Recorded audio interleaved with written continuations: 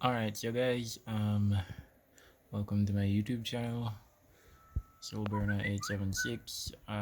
Just gonna showcase for you guys my Salamangreat deck profile. So, I'm not gonna waste a lot of your time. I'm just going to go into the deck profile already. Alright, so let's get started. Also, guys, I'm using one hand to make this video, so it might seem a bit off, but just bear with me, okay? So we're running the one standard gazelle. You have to run it. uh we're running the Salamangreat mole. Personally, I like this card, but to be honest, the only reason I started to play it was because it was a super rare. But after a while using the card, I realized that it was both an extender and a way to draw out, say, hand traps or certain spell cards or trap cards or whatever that would negate your stuff. Because if your board is cleared, then you basically have this card as a pot of avarice for your Salamangreat cards, right? So say for instance you've played out your Sunlight Wolves or any of that. When your turn comes around, your board is cleared, you activate Mole and you get hand traps, or you just get two cards. Either way, it works out fine. We play the one Falco. I believe this card should get a rarity bump already, personally. Alright, we play the two Jet Jaguar because people like banishing your stuff. Two Spinny, standard. Two Foxy, also standard. Alright, so I noticed that a lot of people aren't playing this card anymore. A lot of people with Salamangreats aren't playing this card anymore, but I personally will not play Buffalo. So I've just cut him down by one since last format that I was playing, and I play two now. Then we have three Lady Debug. You have to play three, unfortunately. I don't really like this card as a normal summon so much. I prefer this card, but apparently we have to play three now, so we play three. And we have the new Parallel Exceed. You play three of this card. This card gets you to your rank 4 plays. It chain blocks your cards, but also something to note: whenever it is that you link summon a Salamangreat monster off the field to make Baylink, you cannot trigger this card and Gazelle from your hand. Yeah, you can't trigger both in the same chain. So you have to be careful on how you build your board regarding if you open this card and Gazelle. For the hand traps, I'm playing two Ghost Ogre. I realize that this card comes in handy, especially during dinosaur matchups and like rogue matchups, because the whole it stops the diagram, and it also can pop the Lost World whenever they summon Overraptor. They use Lost World to chain block Overraptor, so their chain is always going to be Overraptor 1, Lost World 2. So you just Ghost Ogre and get rid of that in the case that they open up a baby and they have to give you the token. So you just Ghost Ogre that and their turn is basically over. I play two Nibiru because I was playtesting and I really hated bricking with this card, but I didn't want to cut it, so I just dropped one out of the deck completely instead of siding one, and I played two now, and it's going great. Plus I wanted to find space for this card. We play the three Ash Blossoms. You can't not play three of this card in the format. In this deck, it just doesn't make any sense.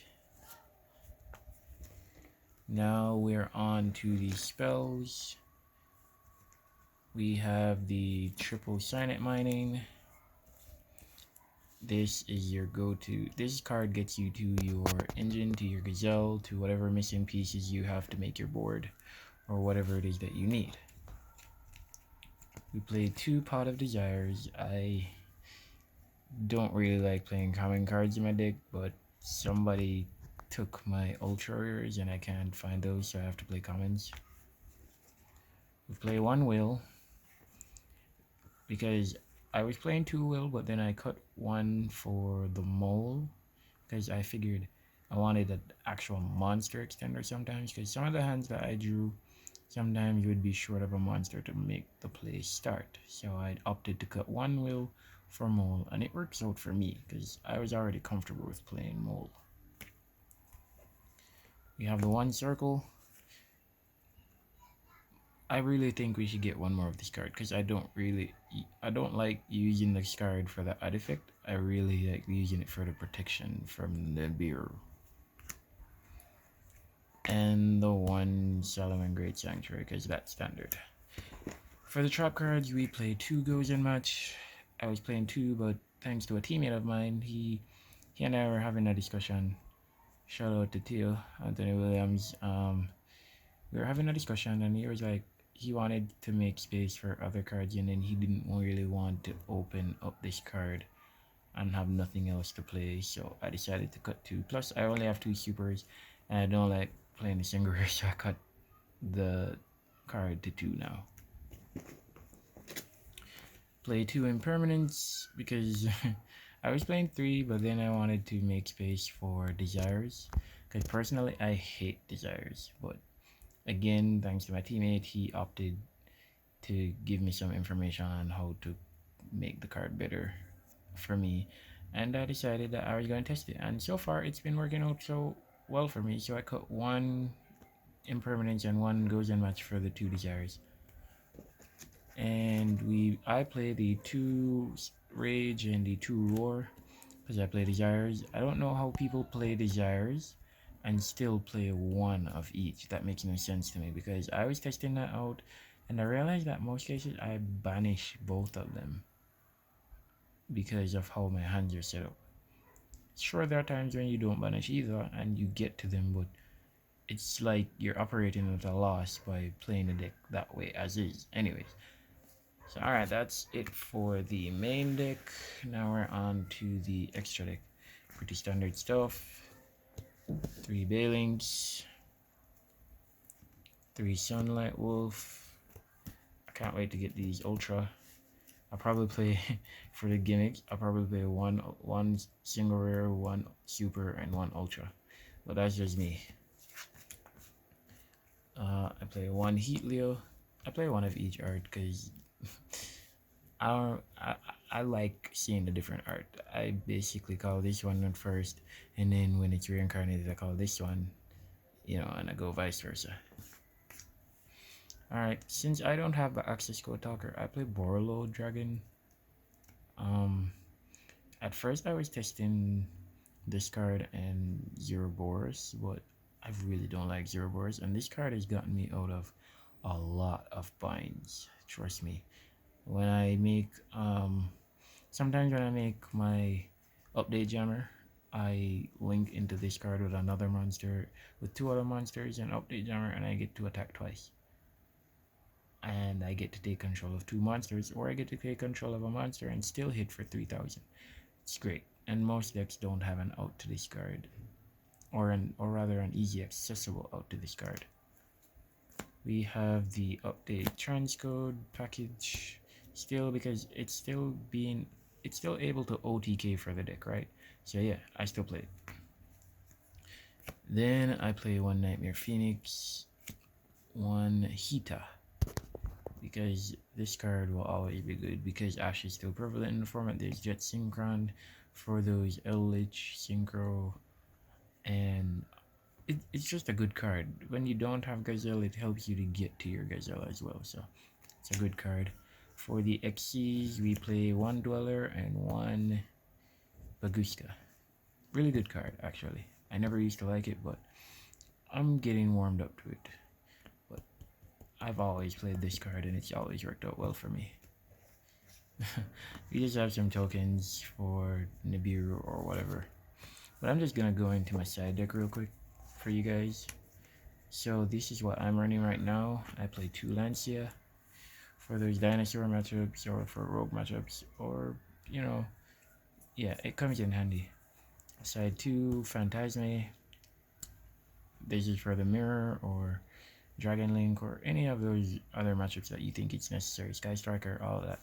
it just works. I side two Cosmic Cyclones because the way I play my deck, it's not like most style players would. I really don't really need these, but I just have them in the side deck for in the off cases that I do end up needing an extra layer of back row removal.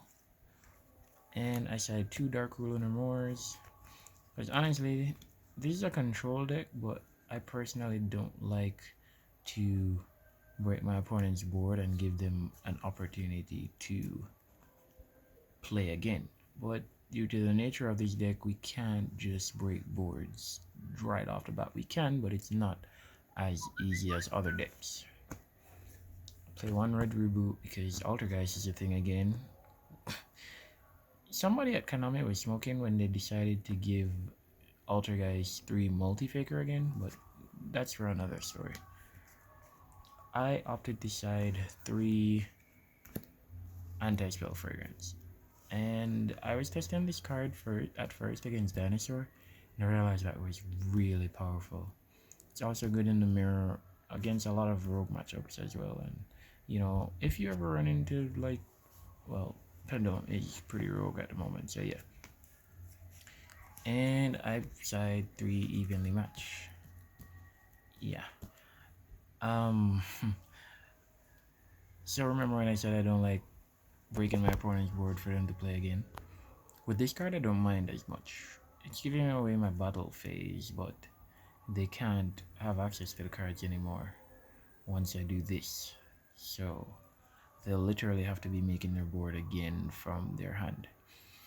But that's it for the deck profile. Please like, share, and subscribe. Leave a comment, and be sure to hit that thumbs up button. And let me know what you guys think. Alright, any changes or what you would prefer. Alright, so see you guys next time.